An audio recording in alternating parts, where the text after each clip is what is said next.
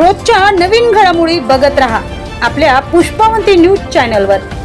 आजच आपल्या चॅनलला लाईक करा, शेअर करा। आरेगाव बुद्रुक येथे संततधार पावसामुळे नागरिकांच्या घरात शिरले पाणी। पुसद प्रतिनिधी।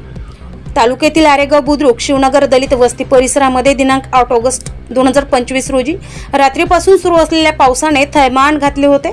संततधार पावसामुळे आरेगाव परिसरातील रहिवाशांच्या घरात पाणी शिरले होते, त्यामुळे रहिवाशांना रात्रभर घरात शिरलेले पाणी बाहेर काढण्याची वेळ आली होती। सोबतच विद्युत पुरवठा देखील खंडित झाला होता। परिसरातील नाला खोलीकरण व सरळीकरण करण्याची मागणी गेल्या अनेक महिन्यांपासून होत होती, परंतु त्या मागणीकडे शासन व प्रशासनाकडून दुर्लक्ष केले जात आहे। यामुळेच रहिवाशांच्या घरात व शेतामध्ये पाणी शिरत असून मोठे नुकसान होत आहे। सुमारे आठवड्याभरापासून विश्रांती घेतलेल्या पावसाने गेल्या 2 दिवसांपासून जोरदार आगमन केले आहे। गेल्या आठवड्याभरापासून अधूनमधून पावसाच्या सरी कोसळत होत्या, परंतु दमदार पावसाची प्रतीक्षा कायमच होती।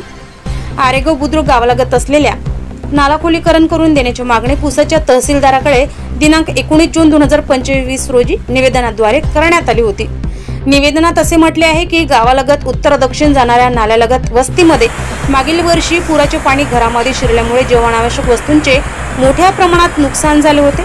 नाला हा अरुंद आणि उतार झाल्यामुळे गावकऱ्यांच्या वस्तीमध्ये पुराचे पाणी घरात दरवर्षीच जाते।